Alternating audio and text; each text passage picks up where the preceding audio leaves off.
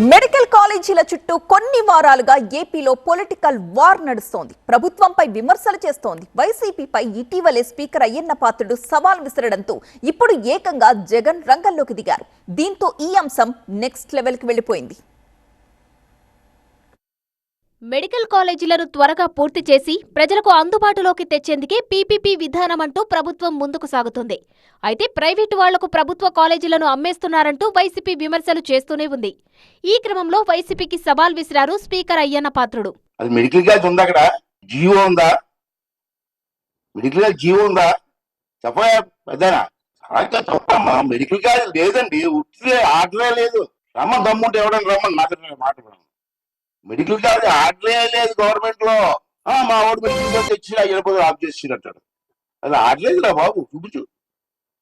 Order ఉంటే చూపించి ఖచ్చితంగా నేను ఏం అబద్దామండి, తప్పు కదా.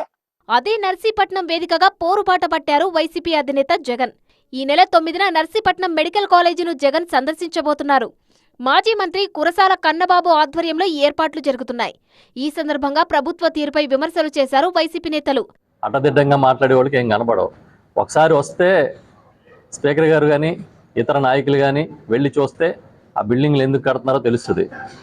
అంతే తప్పించి అదేమీ మల్టీప్లెక్స్ కాదు, లులుకి ఏమీ ఇవ్వలేదు. అక్కడ నర్సీపట్నం కాలేజీకు అనుమతులు లేవంటున్న కూటమి వ్యాఖ్యలకు వైసీపీ కౌంటర్ ఇచ్చింది. విశ్వనాథ్ గారు చెప్తున్నారు, అడ్మినిస్ట్రేటివ్ శాంక్షన్ జీవో నెంబర్ 204 అక్కడ medical college Narsipatnam medical college కోసం అది విడుదల చేశారు.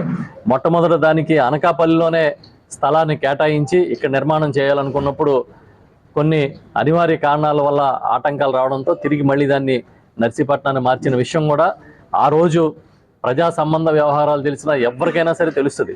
పేదలకు విద్య వైద్యాన్ని దూరం చేస్తున్నారంటూ ప్రభుత్వ పెద్దలపై విమర్శలు చేస్తోంది ఫ్యాన్ పార్టీ.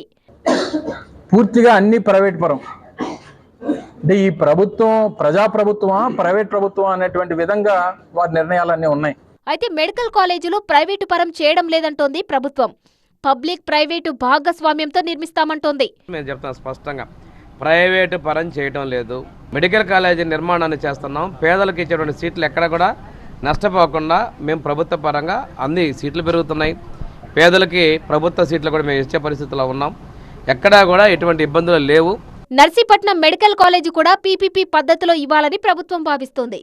అందుకే జగన్ తన తొలి పర్యటనకు ఈ ప్రాంతాన్ని ఎంచుకోవడం వ్యూహాత్మకంగా కనిపిస్తోంది.